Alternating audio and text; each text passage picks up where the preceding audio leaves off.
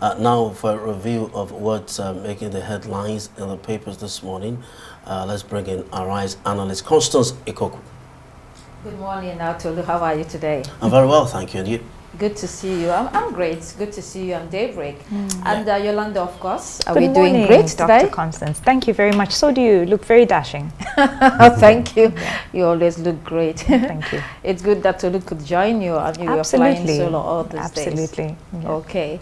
To look at the papers with us today, we have Emmanuel Aziken. He is a columnist with Vanguard newspaper. Hello there and welcome to the program. We'll begin with this day. There we're looking at a couple of stories. P&ID, I have struggled to accept what happened, says UK judge who overturned $11 billion award. Notes 2017 arbitration against Nigeria problematic. We'll also be looking at the lead story. Senate approves Tinubu's $21.5 billion global loan request. But first to the Irish firm Process and Industrial Development, which in 2017 was awarded $6.6 billion judgment debt against Nigeria, which eventually accrued to $11 billion. Robin Knowles, the judge who overturned that award, is now reflecting on what transpired during that period and the damages sought by P&ID on grounds of breach of contract by Nigeria. Knowles spoke of the interest calculated on unreal scenarios, the tribunal not doing enough to make up for the incompetence of Nigeria's legal team. And he also focused on the approach adopted on the award of the damages and the implications rather than the fraud and corruption of the case in the first instance. A lot was said in this article by Judge Knowles. You may want to read more on this day website. Ultimately, there are key lessons for Nigeria in this case.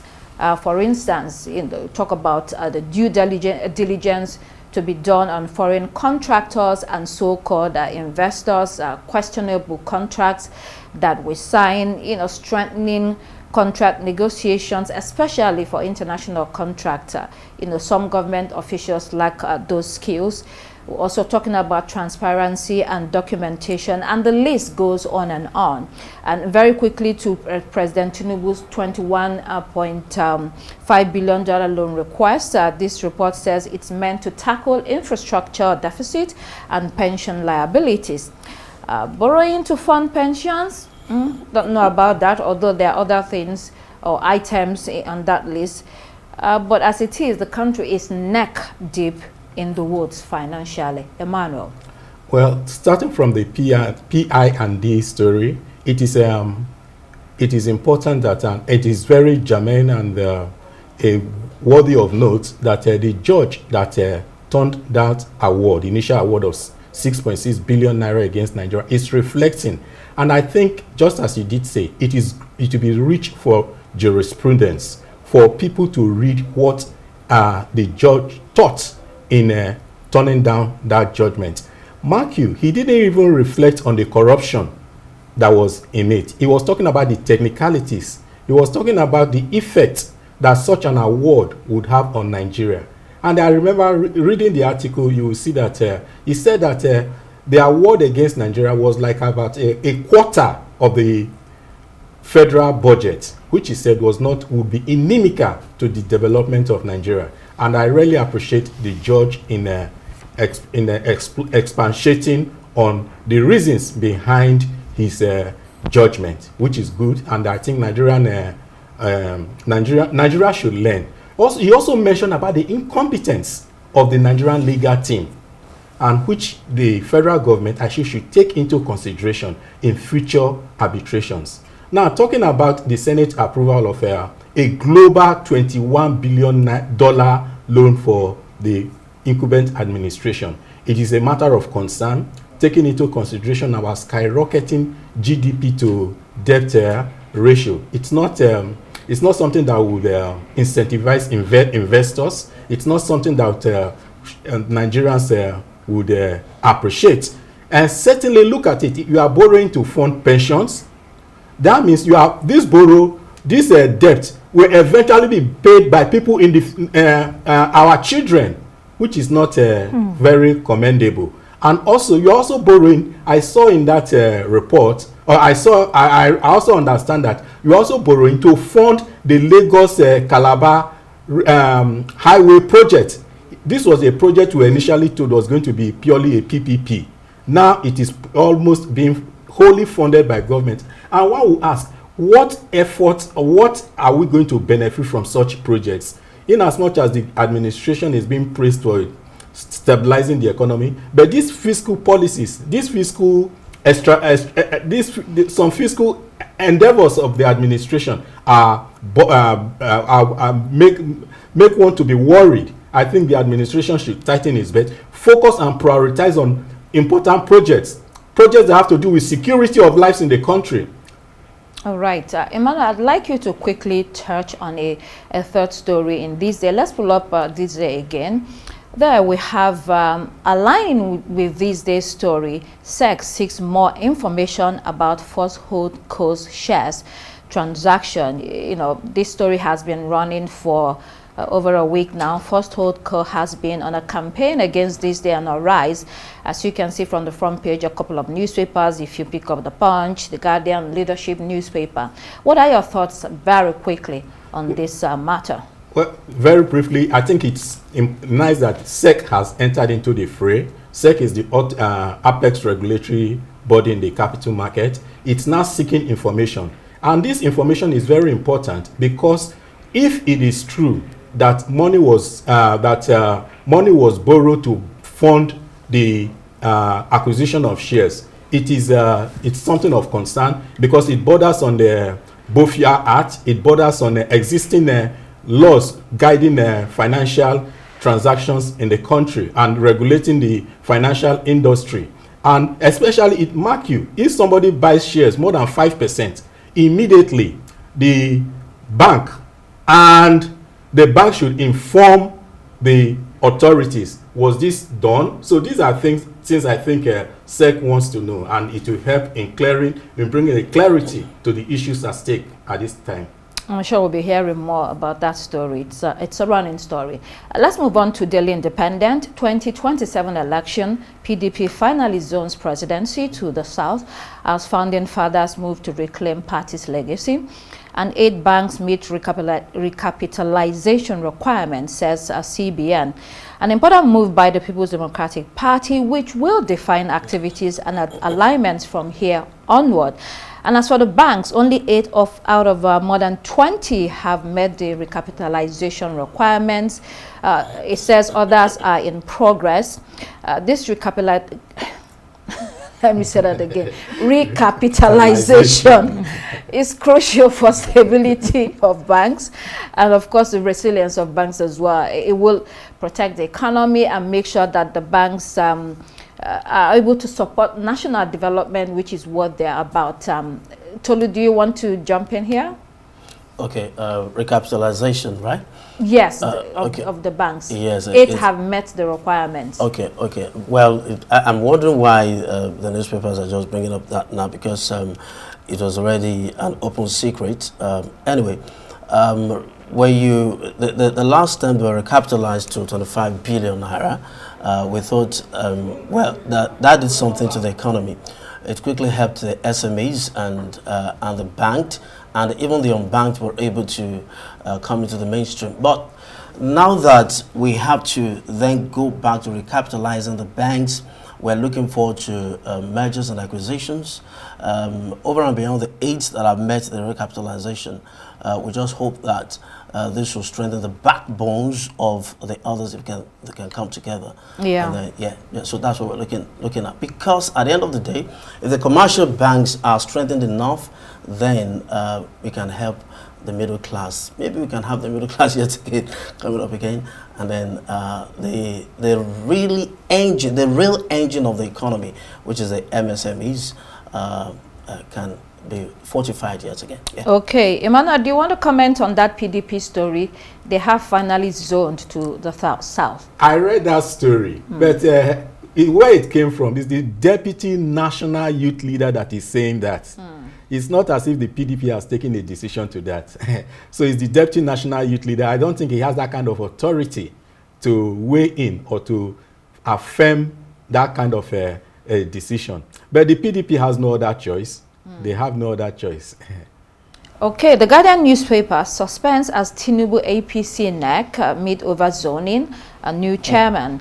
Let's also take a look at the Punch newspaper, which has the same story. APC may pick Ganduje's successor at make or break NEC meeting. Remember that the party's chairman, Abdullahi Ganduje, had resigned on health grounds, but we know that truly power play ahead of 2027 forced him out. Those in the running, according to this report, include Tanko Al-Makura, Professor Nentawe Utada, and Ali Dalori.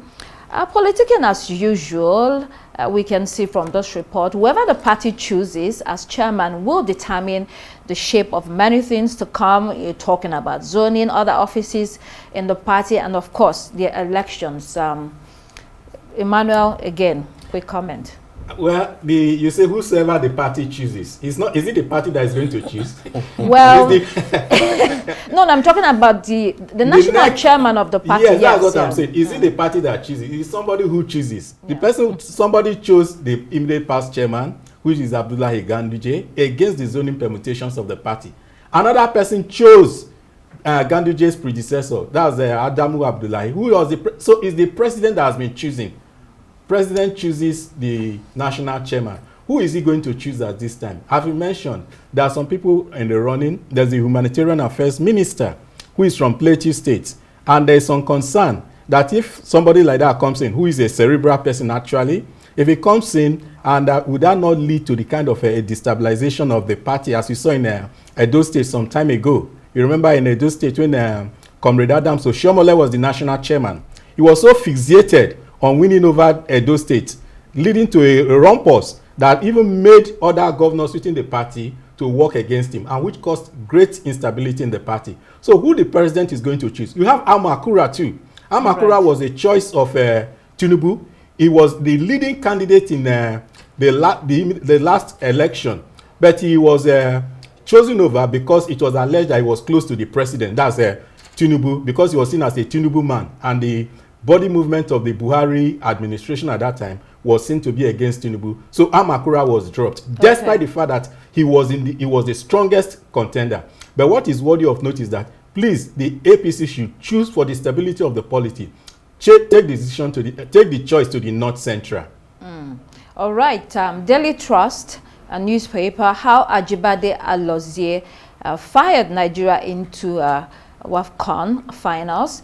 And reps asked for U.S. to restore 5-year visa policy for Nigerians. The Super Falcons beat South Africa yesterday at the 2024 Women's Africa Cup of Nations in Casablanca, Morocco. Although narrowly, these women always doing Nigeria proud and holding their own. Kudos to them. And as for the U.S. visa debacle, the 5-year visa was very recently reviewed to only 3-month single entry with immediate effect. The House of Reps wants this challenged, or changed rather. A lot of people will support them because in some cases you have to wait 1 year, 2 years to get an appointment, a visa appointment at the U.S. Embassy here in Nigeria. And then after that, you're given 3-month single entries. Some people think it's ridiculous. Yolanda, if you want to comment on that, the WAFCON and the visa policy. Thank you, Dr. Constance. Well, first of all, on the WAFCON, congratulations to Nigeria on that 2-1 lead. And it was very nice to watch, some of those goals. Earlier when we were taking the report, Tolu and I were discussing how well and how skilled the women played. So congratulations there. And I think we'll be getting more coverage from that with our Arise team that's on the ground in Morocco at the moment. Speaking on the US visas, I totally agree with what you've said. If you're going to be waiting a prolonged period of time to be able to even be granted an appointment, really there should be no reason why we shouldn't be allowed to still withhold those 5-year, visas. And this is a good time to have these discussions with everything that's been going on with the US Embassy kind of reframing things. And now National Assembly bringing that up, this is a very good thing and at the right time, I believe. Well, I hope they'll be lobbying. I Let's hope see so the results too. of their I hope lobbying. so too. Quickly on Daily Sun newspaper, reps indict 31 MDAs, order EFCC, ICPC to recover 103 billion naira and $950,000. The House of Representatives indicted these ministries, agencies, and departments for audit infraction and has now asked these anti-graft agencies to recover those monies and remit them to the federal government. The report of the House Public Accounts Committee panel uncovered internal weaknesses, non-compliance with government entities. There was the issue of unauthorized spending, etc. I mean, this story is detailed with specifics on these MDAs and how they went wrong. I mean, Emmanuel, MDAs are the engine rooms of governance. Integrity, professionalism, and public trust are essential elements. I mean, not only that, it ensures that the government is able to deliver promises. These are important topics that we're discussing here. Yeah, very detailed report, as you claim. But the issue now is that these infractions were committed over a period of time. And you have the legislative arm, which is the oversight over the executive branch of government. But would you ask, has this legislative branch, has it acted properly in doing its constitutional duty? You remember just a week or two ago, there was a video that leaked of a clerk of the House of Representatives alleging that clerks are made to consultants, the committees hire consultants to write reports for the legislators. They sideline the clerks. What happens is put aside, and that is the MDAs that even sponsor their activities. So that is the issue, because this is just coming from time to time. We've heard of the National Assembly unearthing fraud in the executive branch of government, but what have they been able to bring anything to the conclusion? That's the question. Big question, Emmanuel, indeed. Moving on to Vanguard newspaper very quickly. Drama at Senate as Natasha security agents clash. So we have that. I think it's going to continue for the rest of the week because she's trying to resume and she's unable to do that. We also have other papers, Leadership newspaper. Leadership here says states slashing power tariff must be ready to pay subsidy according to minister.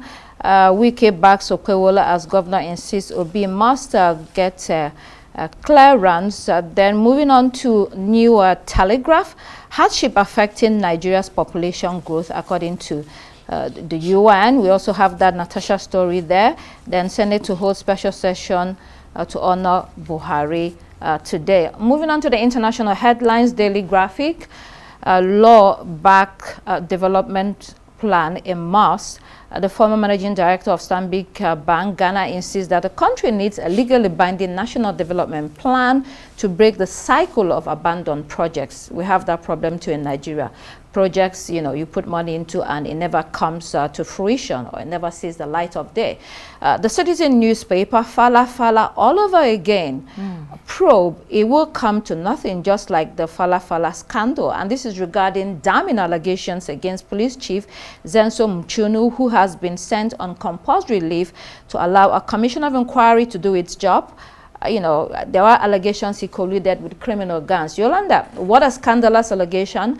And a lot of people are looking at the president, Cyril Ramaphosa, to make sure that he conducts, or the commission conducts, a transparent you know, inquiry and regains the confidence of the public on this matter.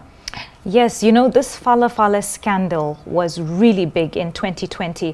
I believe it had to do with a farm that was owned by Cyril Ramaphosa, and about $4 million was apparently stolen from the farm, and he tried to cover it up. So bringing that to connect to what's happening right now is such a big accusation, and a sad one at the same time, that people would see what is going on now and link it to something that caused such controversy years back. So I wait to see how this will come out, but to be honest, it's really looking quite bleak. And with this, I'm not sure if he has been suspended yet. Has he been suspended? No, he was actually, he was suspended, yes. Wow. Yes. So I don't know. I don't know what happens next, but I look forward to the story unfolding with time, knowing what happens after the suspension and the charges that are brought about, because there have to be charges. Let's see. Daily Star this morning, Ozzy Osbourne, 1948 to 2025, trailblazer and rock god.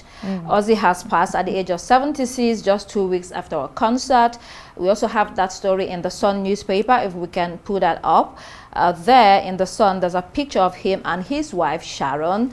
And another bold photo of Ozzy in his typical gothic dramatic appearance, signature style. He has the long straight hair, black eyeliner, jewelry, rings, and the hat. The end of a man who embodied theatrical,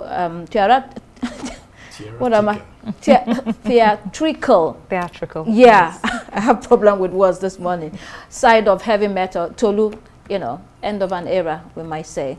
Okay, we keep saying end of an era, end of an era. Well, indeed, end of an era. What's important is how you imprint your memory in the minds of your audiences around the globe. What was the last performance was described as unforgettable. So we keep missing artists, we keep missing stars on the global stage, and then what are we doing to mentor up and coming ones so that we can have a smooth succession and replacement for these global icons as they depart. That's very crucial to me, and I take this very personally, because at the end of the day, talent is rare.